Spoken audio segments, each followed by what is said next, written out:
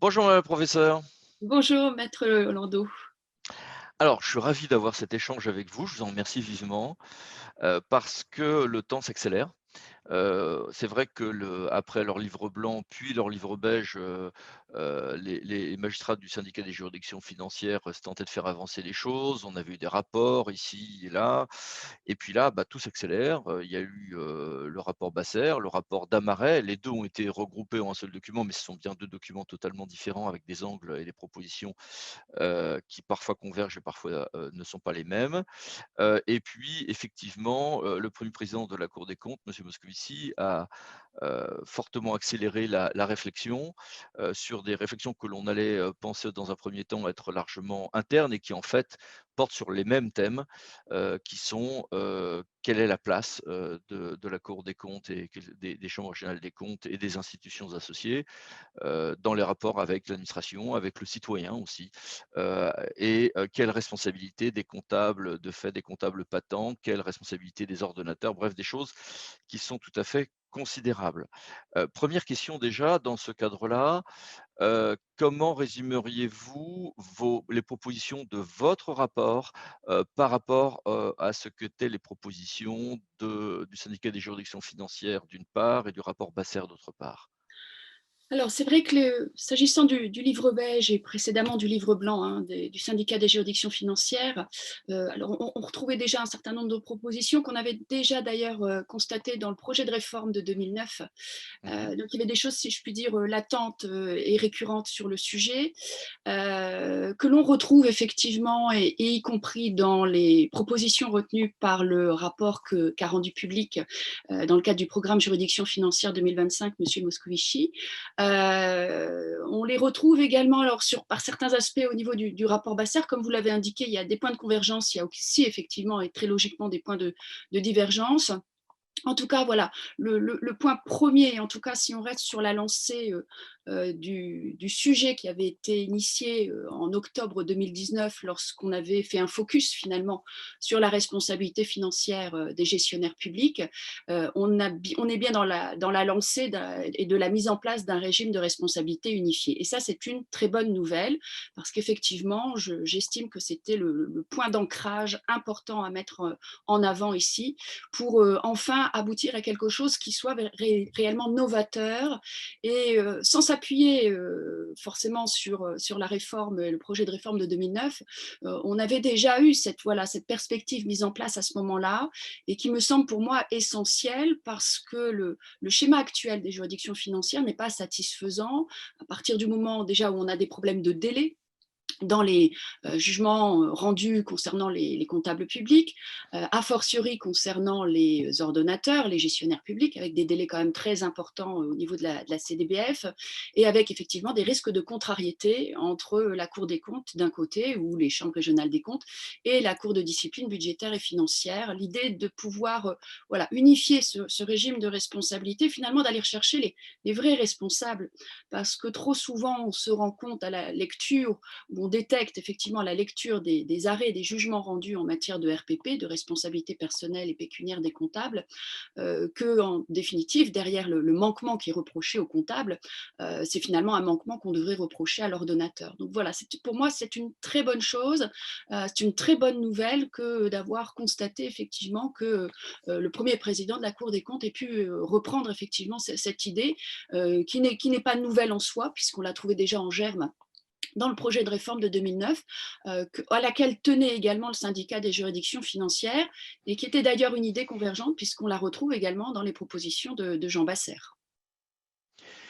Sauf que entre le rapport Basser et le vôtre, il y a des divergences importantes et j'ai le sentiment que, l'histoire s'accélère dans le sens qui est, de l'abandon peut-être de certaines propositions du rapport, Basser qui étaient des propositions les moins, accueillies favorablement par à peu près tout le monde. Si j'ai le sentiment en regardant ces différents rapports qu'on a quelques points qui vont rester intangibles, et que seul le rapport Basser envisageait de réformer, c'est-à-dire, le maintien d'une forme juridictionnelle pour la Cour des comptes et la Chambre régionale des comptes. Deuxième point intangible, un maintien de la séparation ordonnateur-comptable, alors qu'il y avait eu plusieurs propositions récentes d'abandon de cette séparation sacro-sainte, mais qui reste quand même importante, y compris pour éviter un certain nombre de possibles fraudes, tout simplement.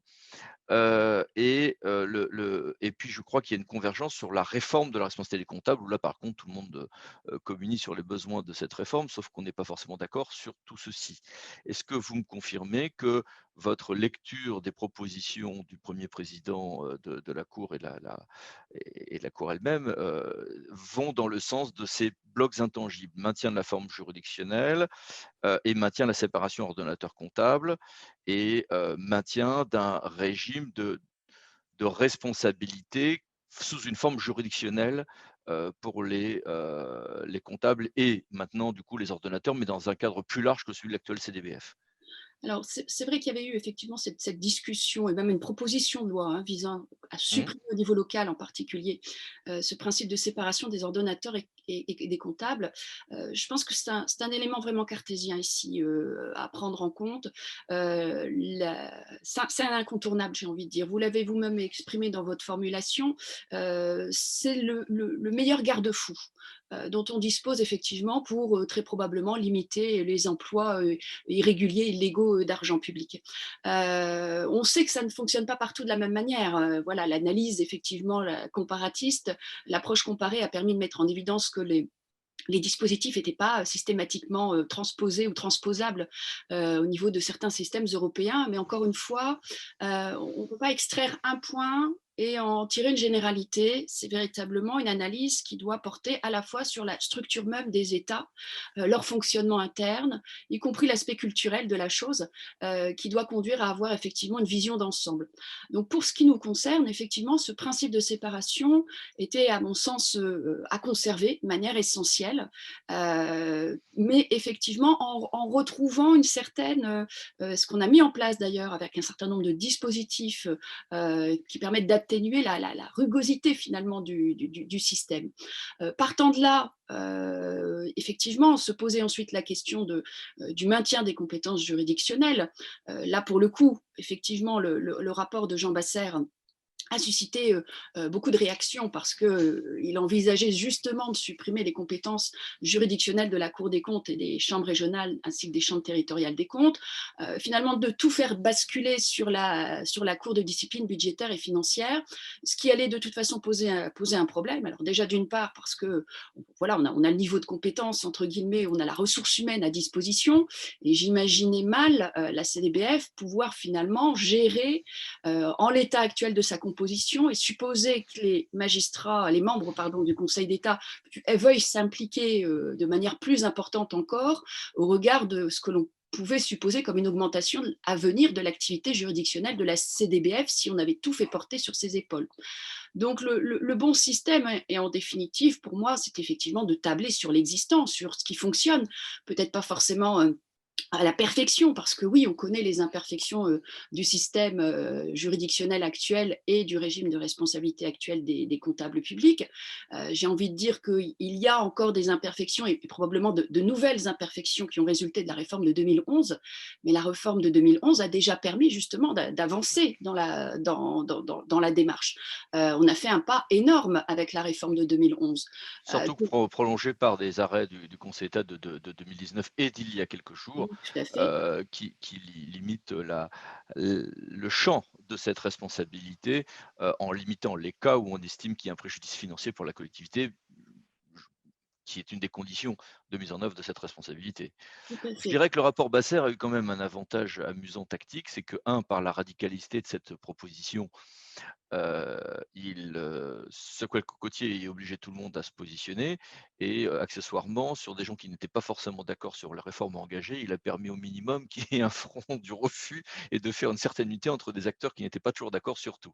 Mais je ferme cette parenthèse et donc, oui, bah, Jean Basser disait finalement, bon, finalement on va enlever le contrôle va être fait par une structure qui ne serait plus juridictionnelle et la CDBF, on la renforce pour faire un contrôle purement juridictionnel. Ça, cette proposition a été plutôt refusée, mais en revanche, il y a bien un accord pour renforcer l'aspect juridictionnel, y compris dans les spécialisations des chambres au sein des institutions, dans les règles procédurales, peut-être, même si je trouve que sur ce point, heu, les propositions du Premier président, ne sont pas extrêmement, précises au regard de ce que sont les normes, notamment internationales, pour garantir un certain nombre de choses procéduralement, mais ça, c'est sans doute en aval.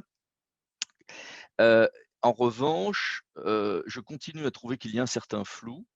Évidemment, moi-même, en tant qu'avocat de collectivité, publique, heu, mes clients ordonnateurs ne sont pas, unanimes, c'est le moins qu'on puisse dire, à demander ce qu'il y ait une extension de la responsabilité des ordonnateurs. Aujourd'hui, on sait très bien que la CDEF est une très belle institution qui fonctionne remarquablement, mais qui fonctionne lentement pour des sanctions peu dissuasives. On va le dire comme ça. Donc, si on réactive, ces structures et qu'en plus, il y a une plus grande responsabilité des ordonnateurs, ça peut être un soulagement pour les comptables publics, ça sera évidemment une source d'inquiétude pour les ordonnateurs.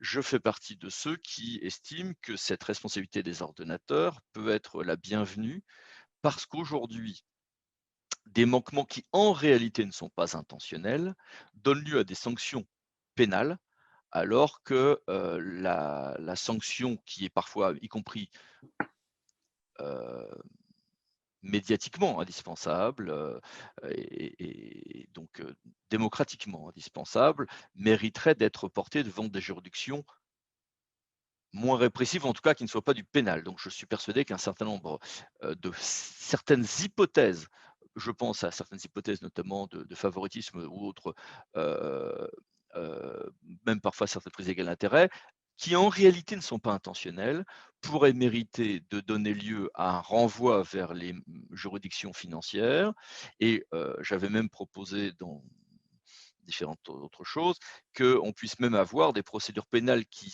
donnent lieu à un renvoi ensuite vers la juridiction, des comptes ou réciproquement, avec donc maintien des éléments de procédure, hein, sans que ça impose de les reprendre ab initio, et que là, on pourra avoir ainsi un reroutage pour les infractions qui en réalité ne sont pas intentionnelles ou pour lesquelles le juge pénal est un peu hem, excessif à estimer, à présumer cet élément intentionnel. J'ai le sentiment que ce genre de conséquences d'une montée en charge de la responsabilité des ordonnateurs est quelque chose que tout le monde a l'esprit, mais n'ose jamais exprimer brutalement parce qu'on a peur que ça soit, impopulaire en ces temps de populisme justement. Est-ce que, il vous semble que si on va vers une plus grande responsabilité des ordonnateurs, voire même via un régime unifié, d'infraction financière pour reprendre le terme actuel, du droit de la CDEF. Est-ce que l'on pourrait, combiner ceci avec un reroutage de certaines infractions qui aujourd'hui sont au pénal et sont peut-être abusivement au pénal? Ou est-ce qu'il ne faut pas rêver? Je pense qu'il y a possibilité effectivement voilà, de dévier, en tout cas d'obtenir, de simplifier peut-être l'approche d'un certain nombre d'affaires et probablement de les, entre guillemets, dépénaliser. Je pense que c'est une option tout à fait envisageable. Ce sera à la marge, hein, ce sera sur quelques affaires, mais je Bien pense que sûr, c'est une perspective envisageable. Maintenant, c'est vrai que sur la responsabilité en tant que telle des ordonnateurs, il faut voir que bien évidemment, l'objectif, ce n'est pas de systématiser la sanction, ou en tout cas la poursuite. Dans la formule qui est retenue par je crois le qu'il est d'autant plus important de le dire que, sinon ces réformes vont s'astiller comment dire? Vont conduire à des hostilités, d'élus, sans doute à tort. Oui, tout à fait. Dans le document, rendu public, jeudi dernier par le premier président, dans le cadre de Juridiction financière 2025, on emploie la formulation d'incrimination adaptée. Voilà, c'est le pendant finalement on va rechercher la sanction au travers d'une gravité, des J'avoue faits. que cette formulation m'a laissé pantois, je me suis demandé ce qu'on voulait dire exactement. En tout cas, moi, je l'ai perçu comme de cette manière-là. Je reconnais comme vous que je me suis interrogée pour savoir si définitivement je pouvais effectivement tirer l'interprétation jusqu'à considérer que cela reprenait finalement cette idée de ne viser que les infractions les plus graves, ce qui va te conduire nécessairement là également le juge des comptes, le juge financier, à revoir sa position, y compris par rapport aux comptables publics. On ne va plus juger les acteurs, on ne va plus Mmh. juger les comptables publics comme on le faisait actuellement. Des choses qui sont sanctionnées aujourd'hui ne le seront plus ultérieurement parce que justement on identifiera les manquements au travers d'un seuil finalement de tolérance. Moi, l'incrimination adaptée, je l'ai perçue, en tout cas, je l'ai interprétée de cette manière-là.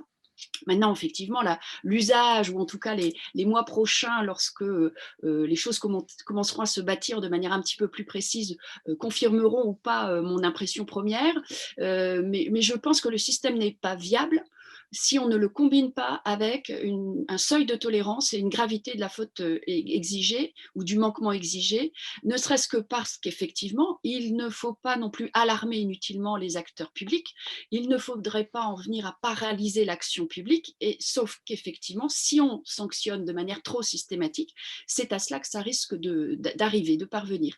Donc l'objectif, c'est bien de cibler certaines infractions, d'où l'incrimination adaptée que j'ai effectivement pu percevoir de cette manière-là. Et le propos rejoint également le vocabulaire qui est employé sur la sanction proportionnée.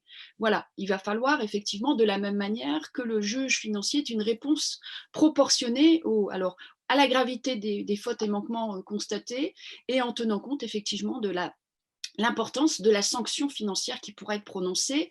Vous regrettiez il y a quelques instants effectivement finalement l'absence d'effectivité des décisions rendues par la Cour de discipline budgétaire et financière. On pourra relever que sur ces 18 derniers mois, il y a une tonalité quand même un petit peu intéressante qui apparaît au niveau de la CDBF. L'un des derniers arrêts rendus en 2020, décembre 2020, sur l'ONIAM, on est parvenu à une sanction quand même financière de 12 000 euros, ce qui n'était pas arrivé depuis bon nombre d'années. Donc on sent effectivement ce regain de Alors dynamisme. juste pour les personnes qui nous regardent, on est sur quelque chose qui concerne une certaine période de la gestion de l'ONIAM et les contentieux de l'ONIAM ont donné lieu à plusieurs décisions, dont plusieurs de la CDBF. Tout à fait. Je ferme cette parenthèse. Et dossier tout à fait passionnant par ailleurs, voilà. Tout à fait. Oui, décision de la CDBF, décision, le Conseil d'État, c'était une des décisions du 6 Mmh, décembre, c'était l'ONIAM également. mmh, Donc oui, il y a effectivement ce point à prendre en compte. Alors, moi, je vois dans les deux propositions, puisqu'en fait, sur les 40 propositions qui sont formulées, il n'y en a en définitive que deux qui concernent le domaine juridictionnel. Et on voit qu'on raisonne en deux temps, puisqu'il y a la proposition, j'ai envie de dire, voilà, qu'on lance. D'ailleurs, il y a le calendrier qui est fixé. Et à compter de 2022, la proposition 18 pardon, la proposition 17 sur la responsabilité unifiée des gestionnaires publics devra effectivement être mise en chantier. Donc on verra effectivement si on va pouvoir tenir la route, tenir la barre, et qu'on obtiendra effectivement une évolution notable sur le sujet. Et avant cela, à compter de cette année 2021, c'est ce que vous évoquiez brièvement au détour d'un de vos propos, c'est ce que l'on peut mettre en place à partir de 2021, et notamment la création de cette section contentieuse au sein de cette chambre contentieuse au sein de la Cour des comptes, la mmh. création d'une chambre contentieuse également au sein des CRC qui ont les Voilà, les plus activités grosses CRC, ouais. juridictionnelles les plus importantes. Et on trouve également dans cette même action la volonté de relancer la CDBF, qui est déjà relancée depuis 18 mois maintenant, mais l'idée c'est effectivement de poursuivre sur cette lancée qui me semble importante. J'ai envie de raisonner sur ces deux propositions comme un tien vaut mieux que deux tu l'auras. C'est-à-dire que voilà, on met déjà en place à droit constant, avec peut-être de quelques évolutions réglementaires à la marge, ce qu'il est possible de faire pour finalement améliorer l'existant. Et ensuite, voilà, la deuxième marche, c'est la proposition 17, c'est la mise en place de ce régime de responsabilité unifiée qui effectivement bouscule beaucoup de choses, qui va bousculer de manière très importante la manière même de juger, alors non plus les comptes des comptables publics, mais d'une manière générale une gestion publique, derrière laquelle on va trouver une comptabilité, on va trouver un comptable, on va trouver un ordonnateur, et d'une manière générale, on va trouver l'ensemble des protagonistes, des acteurs de l'exécution budgétaire. Le schéma, il ne doit pas se limiter au comptable et à l'ordonnateur. Dès lors qu'on va détecter effectivement un pouvoir de décision au travers effectivement d'une autorité, d'une personne qui sera intervenue à ce titre-là, de la même manière, j'estime elle aura également toute sa place devant le juge financier à ce moment-là. Alors, un petit moment de pédagogie là-dessus. Si on distingue vos propositions, celles de la Cour, celles du syndicat de juridiction financière, peut-être celle du rapport Basser, heu, est-ce que l'on a est-ce que l'on va vers un apurement administratif des comptes et une suppression même de la notion de gestion de fait et un jugement des comptables et des ordonnateurs dans des cas d'infraction financière? Donc là, c'est le bout de la logique de ce genre de réforme. Ou est-ce que, selon les uns et les autres dans leurs propositions, on va, vers un maintien du contrôle juridictionnel des comptes avec responsabilité pécuniaire du comptable? Je connais les réponses à ces questions, mais rappelons, parce que là, on est allé assez loin dans les détails. Oui. Revenons sur ce qui est quand même l'essentiel de la réforme pour la plupart des gens qui vont nous regarder. Je pense que c'est ce qui les intéresse.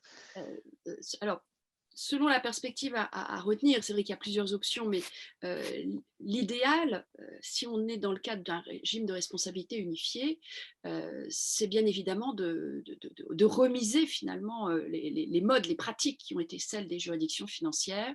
Le comptable, je l'ai dit il y a quelques instants, ne sera plus jugé, ne peut plus être jugé de la même manière. Donc oui, il y aura des manquements qu'on avait l'habitude de sanctionner, qu'on ne sanctionnera plus, parce que ce ne sera plus le lieu. Pour moi, l'office du juge financier va totalement évoluer. C'est totalement une nouvelle manière d'aborder. Donc un apurement administratif des comptes comme on le fait déjà dans les petites communes et puis, par contre un jugement de la personne, pas une responsabilité purement pécuniaire, une responsabilité mais enfin finalement pour infraction financière, même si on appellera peut-être ça autrement, c'est ça? Tout à fait, tout à Hein? fait. Pour moi, on est vraiment sur la logique administratif de l'apurement, où il faut effectivement à un moment donné que Bercy procède à un minimum de vérification, Mmh. mais on est plus sur le juge financier comme étant un relais justement des irrégularités comptables.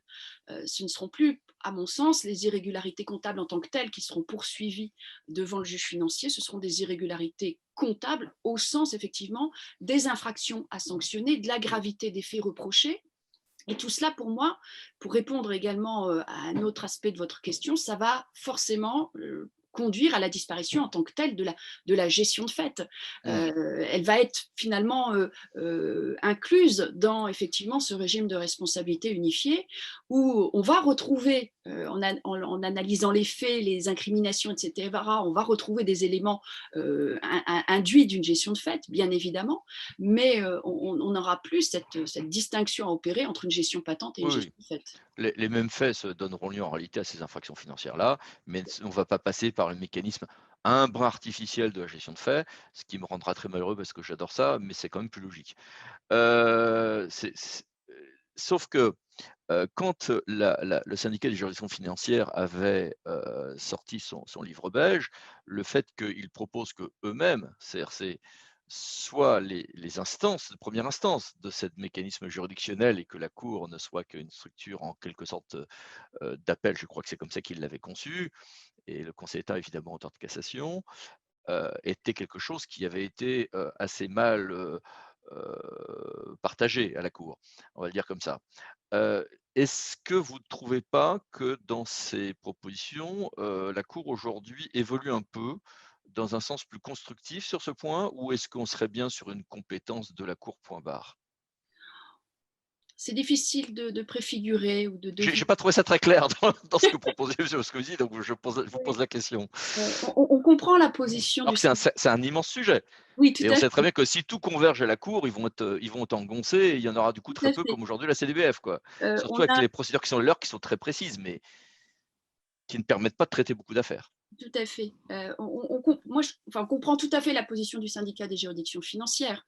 L'appel du pied, finalement, lancé pour devenir pleinement et totalement juge de première instance. C'est vrai que les propositions que j'ai faites ne vont pas dans ce sens. Mmh mh. C'est vrai qu'il y a plusieurs options qui auraient pu être mises sur la table. C'est vrai qu'on aurait pu imaginer que les CRC, CTC soient totalement juges de première instance et que la Cour des comptes ne dispose plus que de compétences d'appel. Ça aurait été une option possible. On voit que voilà, il y a des tiraillements, hein, de part et d'autre qui expliquent finalement qu'il faut finalement trouver une solution assez consensuelle. Mmh. Moi, je garderai en tête effectivement l'intervention. Juste pour ceux qui nous regardent, il faut déjà savoir que, la CDBF, par exemple, fonctionne en réalité avec beaucoup de personnel détaché des Oui, chambres, pardon, sinon ils n'arriveraient pas à fonctionner. Donc voilà, si on propose une extension, enfin un changement radical, mais avec en réalité une vraie matérialité à cette fonction juridictionnelle, il faudra bien qu'il y ait quelque chose derrière. Or déjà aujourd'hui, les ressources humaines sont largement dans les chambres sur ce point. Je ferme cette parenthèse, mais juste pour que les gens comprennent le substrat de ressources humaines qu'il y a derrière ce que nous sommes en train d'évoquer. ah, de toute façon, je fais juste une petite parenthèse avant de reprendre mon propos. Le projet juridiction financière, puisque là, nous, on se focalise Mmh, effectivement sur mmh, ce qui fait notre thématique de réflexion depuis 18 mois, qui a bénéficié finalement d'une ouverture avec le programme juridiction financière, où mmh. finalement, voilà, et très logiquement, une réforme des juridictions financières, ça devait nécessairement comprendre le volet juridictionnel, mais également le volet non juridictionnel. C'était l'occasion effectivement Mmh, à emprunter en tout cas. Donc oui, si tout est mis en place, va nécessairement se poser la question de la ressource humaine, mmh. des moyens à disposition, etc. Bon, j'ai envie de vous dire, pour l'instant, c'est vrai que je vais plutôt raisonner dans la théorie sans forcément me préoccuper pour Voilà. l'instant des aspects pratiques. Mais il y a nécessairement ça en toile de fond. Voilà, je voulais juste le Tout à signaler fait, tout à fait. et qui est un sujet, considérable, y compris dans les évolutions de carrière des Oui, tout magistrats à fait. financiers. C'est D'ailleurs, tout à fait déterminant.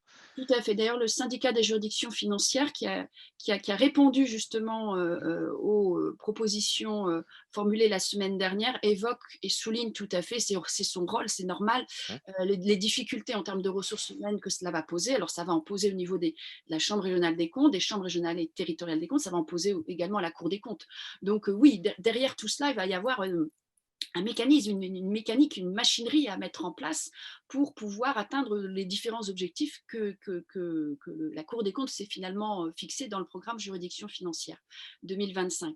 Alors pour en revenir à mon propos, moi je garde en tête l'intervention de Bruno Lasserre à l'occasion voilà, du colloque co-organisé en octobre 2019, qui finalement avait un petit peu couper l'herbe sous le pied à tout le monde, en définitive, à toutes les propositions qui s'engageaient, où on envisageait effectivement de revoir de manière assez importante la position même de la Cour de discipline budgétaire et financière, et où le Conseil d'État finalement a manifesté sa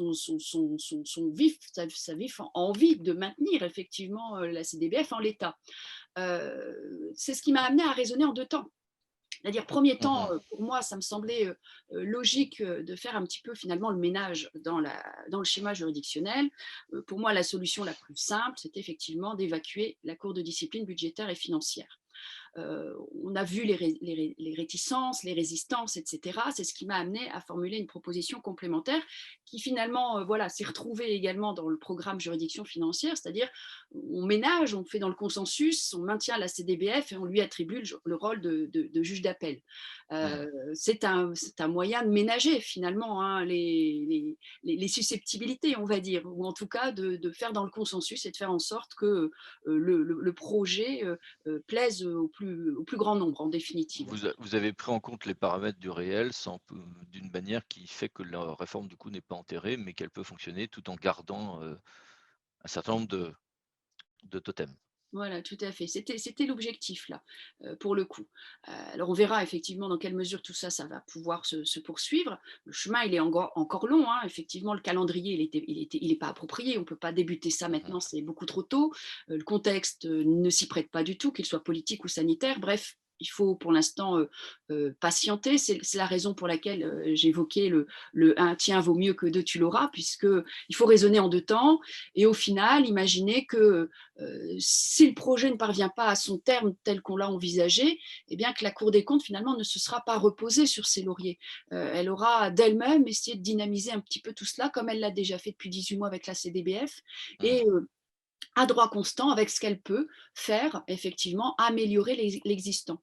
Moi, je suis assez effectivement satisfaite de voir toute cette effervescence autour de la CDBF, de ces évolutions quand même notables à constater. C'était voilà, la voie tracée par la procureure générale lorsqu'elle avait pris ses fonctions, c'est la Mmh. voie empruntée également par le premier président. Je pense que tout ça, ça va véritablement dans le bon sens.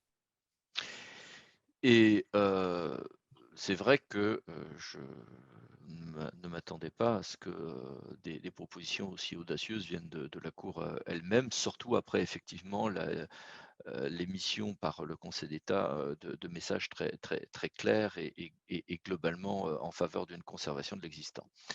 Est-ce que du coup, au-delà de ces points on a vu des points intangibles, séparation ordonnateur comptable, et nature juridictionnelle des chambres territoriales et régionales des comptes d'une part et de la Cour des comptes d'autre part. On a vu des points plutôt de convergence, c'est-à-dire responsabilité unifiée des gestionnaires publics et des ordonnateurs, ce qui n'était pas un point de convergence il y a encore 1 an et demi, hein, ou même un peu moins que ça, et des spécialisations du contentieux, et probablement avec un maintien de la CDBF de toute manière qui reste une structure à tout le moins très proche de la Cour des comptes. En revanche, on a un cadre qui reste, complexe dans la répartition des tâches entre les chambres régionales ou territoriales des comptes et la Cour des comptes, du point de vue des ressources humaines, du point de vue aussi de la possibilité pour les chambres, de publier leurs propres, rapports, et autour donc de ces fonctions juridictionnelles. Est-ce que vous avez dans votre rapport, c'est un sujet, piégeux sur lequel je vous demande juste ce qu'ont été les points sur lesquels vous êtes, appuyés dans votre rapport sur ces sujets-là? Et je pense notamment aux éléments de comparaison internationale qui ont été un des points maîtres de votre rapport. Alors, le rapport a vraiment été centré sur la responsabilité financière, donc sur le volet juridictionnel. Mmh. Voilà, on était dans la suite logique du colloque et effectivement du sujet de la thématique centrale retenue par la Cour des comptes et le Conseil d'État. Donc c'est vrai que je me suis finalement pas préoccupée hein, du volet non juridictionnel du tout. C'est vrai que moi je vois apparaître un Je voulais certain. juste, rappeler ces éléments-là en réalité plus que vous embêter à les évoquer. D'accord. Et donc en définitive, c'est vrai, alors je finis juste mon propos là et je réponds véritablement à votre question dans la foulée. C'est vrai que le présentation qui en est faite, les 38 propositions qui ne concernent pas le volet juridictionnel, soulèvent également, voilà, pour certaines d'entre elles, des interrogations. Vous avez soulevé effectivement l'aspect ressources humaines. Après, il y a les aspects procéduraux également. Mmh. Comment gérer tout ça, comment mettre en place tout ça. Moi, je pense notamment au délai de production des travaux qui sont de Mmh. 15 mois pour la Cour, 17 mois pour les CRTC. On veut le ramener à 8 mois. On va forcément avoir des problèmes de calendrier à gérer, ne serait-ce que lorsqu'on sera à la veille d'une période électorale. Indépendamment de cela, pour raccourcir les délais, il va falloir effectivement revoir les modes de fonctionnement interne des juridictions dans ce volet non juridictionnel, parce que c'est la succession des étapes qui Mmh. conduit à cette lourdeur et finalement à ce calendrier relativement long. Donc sur le volet non juridictionnel, même si ce n'est pas notre sujet principal, il y a vraiment énormément de choses là à dire également. Si je reviens sur le volet juridictionnel, la question que vous me posiez par rapport à l'approche comparée qui a été la mienne dans le cadre du rapport, c'est vrai que l'une des premières conclusions qui pouvait apparaître, c'était qu'en définitive, le modèle juridictionnel n'était pas le modèle dominant en Europe. Il y a peu d'États qui Mmh. disposent d'une instance qui cumule à la fois des compétences juridictionnelles et non juridictionnelles. Donc c'est vrai que la tentation aurait pu être là de se dire, bah, finalement, vu que la majorité ne fait pas du juridictionnel, c'est que ce n'est pas forcément la réponse à apporter. J'ai envie de vous dire que dans les conclusions que ça m'a apportées, c'est que les modèles non juridictionnels n'ont pas livré d'avantage. Il n'y a pas eu d'avantage à constater, il n'y a pas eu d'amélioration significative à constater à épouser un modèle non juridictionnel plutôt qu'épouser un modèle juridictionnel. Et alors que, oui, nous, même si on peut envisager de revenir sur l'historique, bien évidemment. Mais voilà, nous, on a pratiqué ça depuis bon nombre depuis 200 ans maintenant, plus de 200 ans. J'ai envie de dire, pourquoi renoncer à un modèle qui certes est perfectible, mais qui effectivement a son vécu, sous-tend effectivement notre positionnement sociétal, culturel, etc. Donc c'est parce que Et qui impose à des autorités de contrôle pour leur fonction juridictionnelle des obligations de neutralité, enfin des éléments de nature juridictionnelle qui les aident en réalité à renforcer leur contrôle. Quand on y réfléchit, finalement, une des raisons du pénal, c'est aussi d'ailleurs euh, le caractère extrêmement inquisitorial et puissant des moyens d'enquête que n'a pas le juge administratif de droit commun, mais qu'ont les juridictions financières grâce à ce statut aussi, et qui permettent beaucoup de choses. Donc si on veut qu'on ait une régulation et un apurement d'un certain nombre de situations avec des vrais moyens d'investigation, bah, la Cour et les chambres régionales des comptes les ont, avec des vraies sanctions pénales quand on s'y oppose. Si on démantèle l'aspect juridictionnel, on va aussi démanteler cet aspect-là auquel nos concitoyens sont très attachés, et accessoirement toute réforme législative qui s'en donnerait l'impression d'être un recul des contrôles opérés sur les personnes publiques donnerait lieu à du complotisme et à des méfiances qui seraient d'un très mauvais choix stratégique par les temps qui courent en plus. Je ferme cette parenthèse, mais là, j'en suis mais plus que convaincu, quoi. j'ai presque envie de vous dire que c'est presque voilà, la meilleure conclusion qu'on puisse avoir là-dessus, c'est que oui, imaginer renoncer aux compétences juridictionnelles, ça serait vécu comme un recul dans le contrôle de l'emploi des fonds publics, dans les gages à donner aux citoyens. Et effectivement, comme vous l'indiquez, dans le contexte actuel, sorti de la crise des Gilets jaunes, ce serait quelque chose qui serait forcément très mal perçu. Donc, j'ai envie de vous dire que voilà, on est sur une lancée, on est sur un modèle qui est perfectible, on a bien conscience des insuffisances du modèle actuel, mais par contre, et effectivement, comme vous, j'ai été véritablement ravie de voir les orientations retenues par le programme Juridiction financière de 2025. Y a de l'audace derrière tout ça. Il y a véritablement une volonté forte de réformer. On pouvait craindre effectivement que ça ne soit pas voilà, porté à ce niveau-là, sauf que ça l'est. Maintenant, l'idée, c'est effectivement, hein, la difficulté, ce sera effectivement de transformer l'essai. On est Ouais. en période Rubik's Stick, donc on va en profiter, on va Mmh. essayer de transformer l'essai et on va effectivement espérer que tout ça n'achoppera pas dans les mois, dans les années à venir, au travers effectivement de la procédure législative et du projet de loi qui devrait préalablement en ressortir. Oui, alors c'est sûr que là, il y a un petit retard à l'allumage, c'est-à-dire que les mêmes, bon, ça tient à des tas de choses, y compris les réformes internes, etc. Mais c'est sûr que faire ce genre de proposition sur une fin de mandat et en période de pandémie fait qu'on est nécessairement sur un renvoi à la balle sur le prochain mandat présidentiel et le prochain mandat législatif, quoi qu'il arrive. Et donc là, ça dépendra du résultat des présidentielles quand même. Et donc c'est vrai que ça semble être presque camouflé par un magnifique calendrier très précis, mais en réalité, tout ce qui est réellement important est évidemment reporté après 2022. Bon, très bien, et là, on verra ce que ça va. Ce qui m'a frappé, c'est qu'en revanche, cette relative audace de la Cour par rapport à ce à quoi elle nous avait parfois accoutumés, je suis seul responsable de mes propos, je ne vous les prête pas, hein, tranche, mais conduit les magistrats financiers nécessairement, d'après les retours multiples que j'ai eus depuis une semaine, à, à des révisions et des réflexions intenses. Parce que c'est vrai que ce que j'évoquais en termes de ressources humaines, enfin, je veux dire, les rapports chambre et cour sont quand même déterminants. Et c'est vrai que là, on est sur des choses qui sont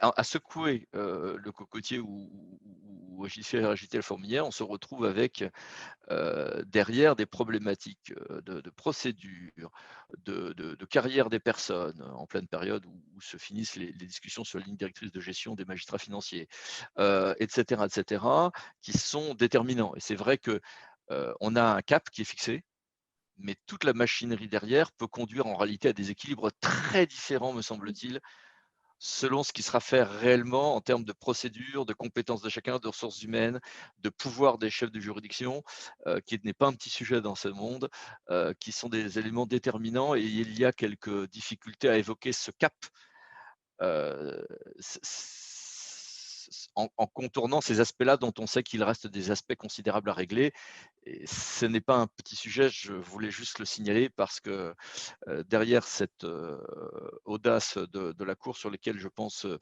la plupart des observateurs sont salués par la plupart des observateurs, dont vous et moi, c'est vrai que derrière, il y a des gens qui nous disent: «Bah, c'est bien gentil, mais on fait comment? Ça ne va faire que renforcer des difficultés actuelles». Hem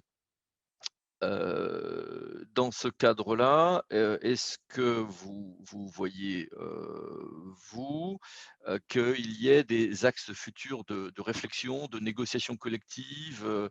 Je crois que c'est des choses qui ont été évoquées par le 1er président comme, étant enfin, comment dire? Comme étant, par-delà les caps qu'il a fixés, l'occasion d'une réactivation de ces discussions avec le monde des magistrats des chambres des chambres territoriales et régionales. Alors, on l'a dit, hein, les obstacles sont nombreux. On a un cap qui est fixé. L'idée, ce sera de voir comment ce cap va pouvoir être maintenu au travers effectivement finalement des négociations qui vont avoir lieu à partir de maintenant, même si on est censé donner le top départ à partir de 2022. En Mmh. définitive, voilà, les discussions vont déjà avoir lieu en aparté entre chambres et Cour des comptes. On sait que parfois les relations peuvent être tendues entre les chambres régionales des comptes et la Cour des comptes. Donc oui, les obstacles sont importants ici. Moi, ce que Ce je qui est propre à toutes les structures humaines d'ailleurs. oui, oui, tout à fait, C'est impensif ce que je dis là, mais on va le rappeler. C'est tout à pas fait. spécifique à ce monde-là. Tout à fait. Ce que je constate néanmoins, c'est que dans son programme juridiction financière 2025, on a quand même un certain nombre de propositions qui visent justement à améliorer le lien à établir entre Cour des comptes et CRC, à mieux intégrer les chambres régionales des comptes. Alors, je les ai plus en tête à proprement parler, mais je pense qu'on est au niveau des propositions 32 à 34. Dans le détail, je ne pourrais pas forcément y revenir avec vous, mais on est vraiment sur des mesures qui visent à mieux intégrer les CRTC au sein des juridictions financières. On le trouve ailleurs, hein, effectivement, dans d'autres propositions. Moi, j'ai quand même l'impression, peut-être ai-je une vision un petit peu trop optimiste du sujet, mais j'ai quand même l'impression que on tente avec ce projet quand même de faire toute sa place aux juridictions des chambres régionales et des chambres territoriales des comptes. Est-ce que ce sera suffisant pour finalement apaiser les craintes exprimées au niveau de ces chambres? Je n'en suis pas totalement certaine, mais en tout cas, ça démontre bien que le problème, il est bien perçu au niveau du siège parisien et qu'en définitive, voilà, les discussions devraient en principe aller dans ce sens-là. En tout cas, moi, c'est vrai que c'est plutôt une vision optimiste que j'ai. Je ne pense pas que j'aurai le même propos avec le président du syndicat des juridictions financières qui sera peut-être un petit peu plus sur la réticence et qui se Parce qu'il poserait sera dans très son rôle sur ce logiquement, point. voilà, tout à fait, qui se posera légitimement ce type d'interrogation. Mais pour l'instant, j'ai envie de croire que la Cour des comptes a à cœur effectivement d'associer du mieux possible les chambres régionales des comptes, d'autant plus que, on l'a dit, la réforme, en tout cas sur le volet juridictionnel, est audacieuse, puisqu'en définitive, on va noyer, entre guillemets, hein, les chambres régionales des comptes, les considérer comme étant une émanation de la Cour des comptes. Donc c'est vrai qu'il faut finalement nuancer un petit peu tout cela. Il faut effectivement apaiser les craintes exprimées au niveau des chambres régionales des comptes. Et pour l'instant, moi j'ai envie de croire que ça va dans le bon sens et en tout cas que ce sont des éléments qui sont pris en considération au niveau de la Cour des comptes. Un dernier mot peut-être pour ne clore notre échange sur, justement, les points qu'il vous semble peut-être avoir été oubliés s'il y en a dans ces propositions et qui vous semblent devoir être, remis en selle? Alors, sur le volet non juridictionnel, je vais avoir du mal voilà, je pense que on est quand même sur une période de réflexion assez importante On a véritablement réfléchi à toutes les dimensions, j'ai envie de le supposer, du sujet. Mmh. Les propositions ont été multiples, ont émané d'origines diverses. J'ai l'impression que sans avoir fait forcément le tour de la question, on a quand même un panorama assez exhaustif sur le sujet du Ouais. volet non juridictionnel. Un point que d'ailleurs j'ai oublié d'évoquer, il y a aussi une convergence très forte sur le besoin de renforcer, mais ça il y a des évolutions constantes depuis quelques années, sur le suivi, des modifications. Je ne crois pas que la Cour ait totalement rebondi sur les propositions du syndicat des juridictions financières, visant à ce qu'il puisse y avoir une sorte de D'astreinte. système d'astreinte, Mmh. quand certaines propositions importantes sont soulevées. Mais je pense que là, on est sur des choses qui sont en fait relativement consensuelles, même si l'astreinte ne l'est pas, mais l'importance d'un plus grand suivi. Heu, Tout le monde communie aussi autour de l'importance de la certification des comptes et de leur future, évolution, sur quoi moi j'aurais à titre personnel un point de vue plus réservé en réalité, lorsqu'en tout cas c'est fait par la cour et les chambres, parce que je pense qu'il y a une confusion, un mélange des genres, mais ça c'est un autre sujet. Mais ce sont des aspects importants aussi que je ne voulais pas que nous Mmh. oublions. Excusez-moi de vous avoir interrompu. Il y a pas de souci. Donc voilà, c'est vrai que à mon sens, et au vu de l'analyse faite, sur le volet non juridictionnel, ça me semble, voilà, ça me semble être une belle feuille de route. J'ai pas l'impression de pouvoir, y ajouter quelque chose. Sur le volet juridictionnel, la difficulté, c'est qu'en définitive, la perspective d'avenir, elle se résume en une action très brève, qui a déjà suscité des interrogations, puisque vous vous êtes vous-même interrogé sur la formule incrimination adaptée pour savoir à quoi ça Mmh. pouvait correspondre. Ça tient en quelques lignes. C'est une réforme d'importance qui est traitée de manière minimaliste, j'ai envie de dire, dans ce rapport. Mmh. Oui. Par exemple, parmi les choses dont on ne parle pas, qu'on ne signale pas, c'est que, en principe, en tout cas sur les propositions qui avaient été faites, si on prend un package global, la mise en place de ce régime de responsabilité unifiée, joint effectivement à une sanction qui serait proportionnée, une sanction pécuniaire qui serait proportionnée, qui viserait donc à supprimer le DB, doit conduire à ce que le ministre se voit également ôter toute compétence à l'égard des décisions rendues Oui, ça par… Voilà, oui, il y a la fin de la remise gracieuse, enfin, voilà, tout à fait, c'est sous-entendu, évidemment, ouais. mais voilà, ça Ah, c'est vrai laisse… que c'est pas écrit, oui. Ouais. Voilà, ça laisse supposer en définitive que, voilà, on doit tirer finalement la pelote de laine, le fil, pour essayer d'imaginer derrière cette présentation générale qui nous en est faite, ce qu'il en sera très concrètement. C'est vrai qu'on le suppose très logiquement, la remise gracieuse doit disparaître, si le DB disparaît et il ne doit pas se transposer à la sanction, donc très Mmh. logiquement. Mais j'ai envie de dire, ça va mieux en le disant. Oui, oui. Mais Donc, le dire aurait donné l'impression voilà, tout à qu'on fait. attaquait le champ des Voilà, tout compétences à fait. Je gouvernementales. pense que, voilà. Il était sans doute plus malin de ne pas le dire Tout expressément. à fait. La Cour des comptes a fait preuve effectivement là également, voilà, de diplomatie dans la présentation du sujet. Néanmoins, voilà, ce sont des choses qui vont ressortir à un moment donné, Oui. sur ces choses qu'on n'a pas Si on est en forcément… débat sur un projet de loi, là, c'est un sujet Voilà. qui sera débattu, c'est évident. Voilà, tout à fait. Même chose sur, voilà, les incriminations en tant que telles, sur la gravité, et cetera, Mmh. sur, la notion de préjudice qui est maintenue, puisque, Mmh. on vient dire dans le rapport qu'on va, proportionner les sanctions au manquement, au préjudice, aux circonstances. La notion de préjudice en tant que telle n'est pas un problème. La notion de préjudice était un problème avec la réforme de 2011 parce qu'elle conditionne le niveau de responsabilité du comptable, selon Mmh. que c'est une somme non rémissible ou un DB. C'est pour ça qu'on s'est finalement focalisé sur la notion de préjudice financier. Mais quand vous supprimez la conséquence, la distinction à opérer, la notion de préjudice, elle va être lissée dans le temps. On n'aura plus ce genre de jurisprudence à l'avenir sur qu'est-ce qu'un préjudice financier à proprement parler. En tout cas, pas au Surtout travers de cette que ce n'est application. pas un hasard si le Conseil d'État, censurant la position de la Cour des comptes d'ailleurs, restreint cette notion de préjudice. C'est que vraiment l'idée, c'est de dire: «Bon, faut que ça change quelque chose au final», et le Conseil d'État a même restreint au-delà de ce Tout qu'on à fait. aurait tous supposé il y a 9 ans quand il y a eu la réforme, hein. Tout à fait. De toute façon, on peut tout à fait constater que la Cour des comptes a très probablement été trop sévère dans son approche du sujet, très probablement pas suffisamment flexible sur la notion de préjudice financier, et c'est ce qui nous explique, c'est ce qui nous amène les décisions du 6 décembre, là du 4 février dernier. Mmh. Voilà, on est tout à fait sur cette tonalité-là, et je pense qu'effectivement on est sur des points de détail également. C'est la même chose lorsque la Cour des comptes apprécie les circonstances de force majeure. Là également, elle est trop sévère. Donc voilà, c'est un panorama général qui va à un moment donné ressortir lorsqu'on se posera la question de comment on juge finalement, Mmh. désormais, alors qu'on va avoir des gestionnaires publics en face de nous, des comptables, des ordonnateurs et tout type autre de protagonistes. Finalement, comment on fait concrètement? Voilà, les questions, elles vont se poser Ouais. à ce moment-là.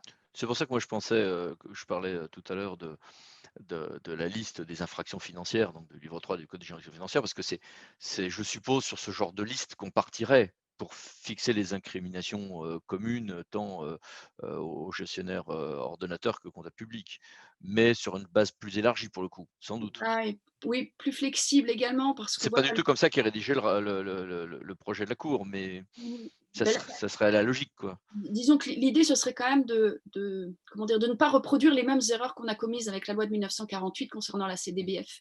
Mmh. On a fonctionné par liste, liste des personnes Mmh. justiciables, liste des personnes non justiciables, Bon liste des ça infractions. sauterait, Voilà, probablement. tout à fait, oui. Liste des infractions, etc. Mais là, je Euh, pensais moi à la liste des infractions qui est pas si mal faite que ça, non? Tu trouves mais pas? il y a des insuffisances, il y a des choses qui Oui. ne sont pas ciblées, mais la CDBF a su s'en arranger, j'ai envie de dire. Mmh. Elle a su finalement attraire voilà, devant elle des cas qui manifestement rentraient pas forcément dans les cases, mais Mmh. voilà, il fallait de toute façon s'adapter. Donc oui, peut-être éviter de reproduire les mêmes erreurs que la loi de 1948. Je pense que ça pourrait déjà être ajouté à la feuille de route, ça c'est sûr. Écoutez, merci beaucoup madame la professeure. Merci à vous, À bientôt, au revoir. à bientôt, au revoir.